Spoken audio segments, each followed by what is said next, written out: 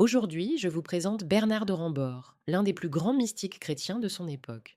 Né en 1629, à une époque où les mystiques et les prophètes semblaient émerger des ombres de l'histoire, Bernard a pris un chemin singulier et profondément spirituel dans sa quête de la vérité divine. Ce qui le rendait véritablement extraordinaire, c'était sa capacité à recevoir des visions et des prophéties qui résonnaient avec une grande précision et des conséquences étranges dans le monde qui l'entourait. Bernard était fils d'un tisserand, et son existence n'était pas celle d'un homme ordinaire. Il devint moine itinérant, consacrant sa vie à sauver des âmes, à prêcher la parole de Dieu et à partager ses visions.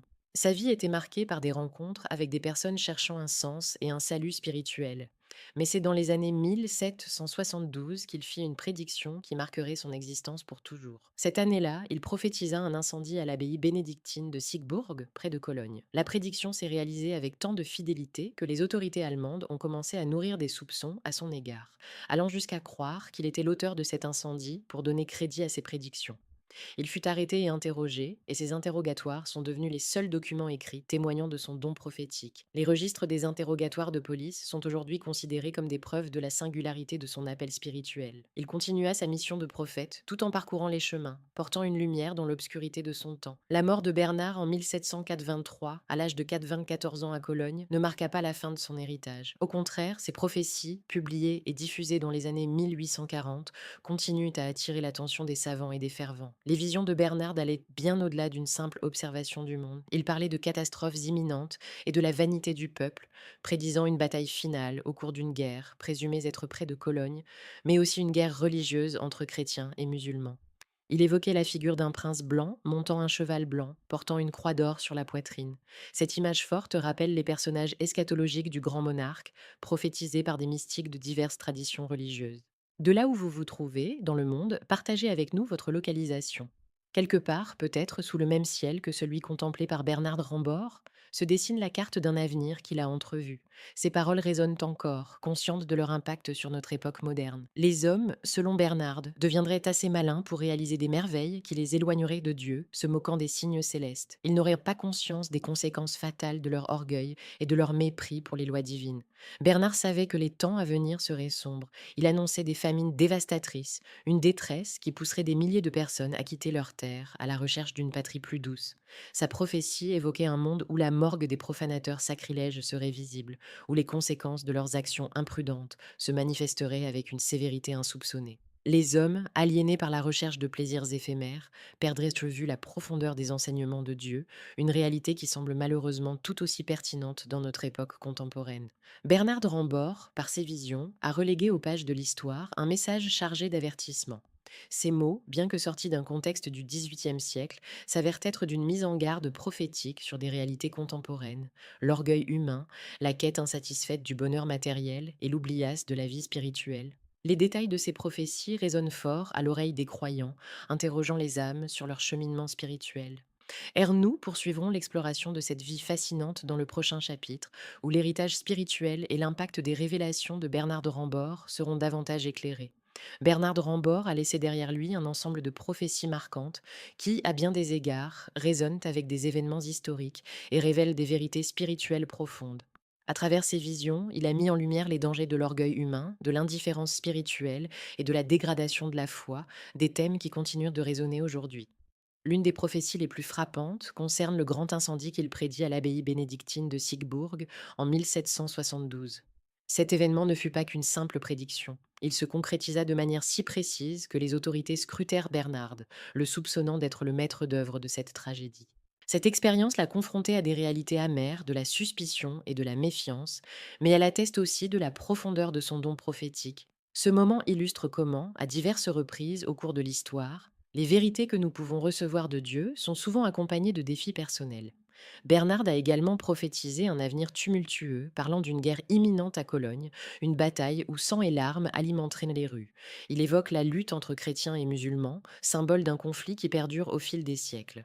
Ces remarques paraissent d'une acuité remarquable à notre époque, alors que le monde est parfois confronté à des tensions similaires. Les mots de Bernard portent une profondeur spirituelle, nous mettant en garde contre le sectarisme et le fanatisme, et nous appelant à l'unité et à la paix. Un autre élément capital des visions de Bernard est la figure du prince blanc, monté sur un cheval blanc avec une croix d'or.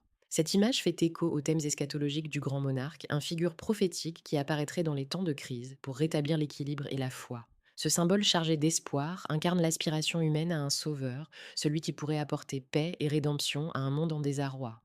La notion de ce prince incarnant les valeurs chrétiennes est une lumière au milieu des ténèbres, encourageant les croyants à garder confiance en la providence divine. Bernard a mis en garde contre un processus de dégradation morale qui s'accélérerait à travers les âges.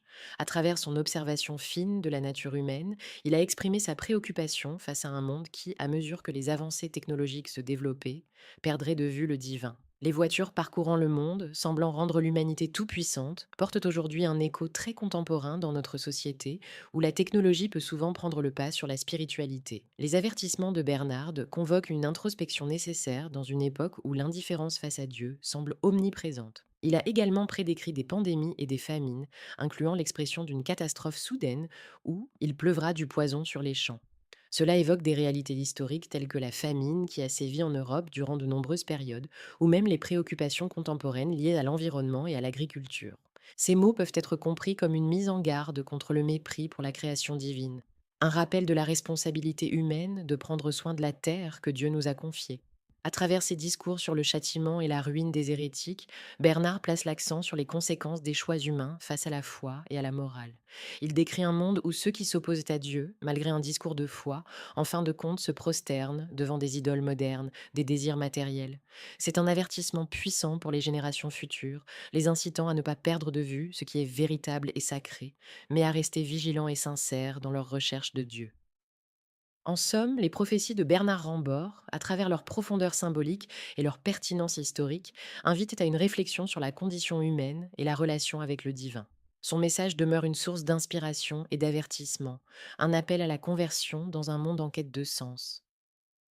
Dans le prochain chapitre, l'héritage de Bernard et comment ces révélations continuent de nourrir les croyants d'aujourd'hui sera exploré davantage. Les prophéties de Bernard Rambord, malgré le temps écoulé depuis sa mort en 1783, demeurent d'une actualité troublante et signifiante. Dans ses visions, beaucoup d'éléments restent encore à s'accomplir, préfigurant des événements qui interpellent notre époque contemporaine. L'une des prophéties les plus inquiétantes concerne une guerre finale où Cologne sera le théâtre de batailles sanglantes, laissant entrevoir une violence qui pourrait encore survenir dans les années à venir. Il a également prophétisé un roi étranger qui viendrait pour défendre les justes, capable d'apporter une victoire après des temps tumultueux. Ce personnage, éminent et charismatique, est vu par certains comme une figure messianique, le grand monarque, étant la promesse d'une restauration spirituelle et morale nécessaire dans un monde de plus en plus chaotique. Dans ce contexte, le sang versé et la souffrance des innocents évoquent ce que l'on vit déjà dans de nombreux coins du monde, où les conflits religieux et les guerres perturbent la paix et la sécurité de tant d'individus. Les avertissements de Bernard trouvent une résonance particulière dans les événements que nous observons aujourd'hui. La montée de l'indifférence spirituelle, l'orgueil des hommes et l'éloignement de Dieu que nous avons pu constater dans notre société moderne. Les paroles de Bernard, où il évoque un monde en proie à la vanité et à la culture des vices, sont des miroirs des réalités actuelles où de nombreux habitants des nations se détournent de la foi et négligent les enseignements divins. La lutte contre le matérialisme omniprésent, qui pousse les hommes à oublier leur créateur, reste un défi majeur de notre temps. Il a également annoncé que les hommes se moqueraient des signes du ciel et de la terre, et que des signes viendraient troubler ceux dont le cœur est loin de Dieu. Cette conformité avec la réalité moderne, où beaucoup choisissent d'ignorer les appels du divin, met l'accent sur la nécessité d'une prise de conscience collective. À travers ces paroles, Bernard rappelle qu'il y a une limite à la patience du ciel et qu'un jour viendront des conséquences pour un monde qui a oublié sa source spirituelle. Malgré ces sombres présages, le message de Bernard est également porteur d'espoir. Il laisse entrevoir que l'intervention divine est possible, qu'un retour à la foi véritable est envisageable. Dans ce cadre, la figure du prince blanc, celui qui restaurera la paix après les épreuves, incarne le désir ardent de l'humanité pour un renouveau spirituel. Ce personnage symbolise l'arrivée d'un temps où la foi, la charité et l'amour du prochain reprendront leur place dans le cœur des hommes. Cela nous appelle à redoubler d'efforts pour rester ancrés dans notre foi chrétienne, à prier, à espérer et à travailler ensemble pour un avenir où l'amour et la compassion prévaudront sur les conflits et les divisions. Chacun d'entre nous a un rôle à jouer dans ce grand dessein, un devoir de porter la lumière de Christ dans un monde qui a parfois perdu son chemin. Pour conclure, que chacun soit témoin des réalités spirituelles que Bernard de Rambord a révélées. Que ces messages nous incitent à prier non seulement pour nous-mêmes, mais aussi pour nos frères et sœurs et pour la paix du monde.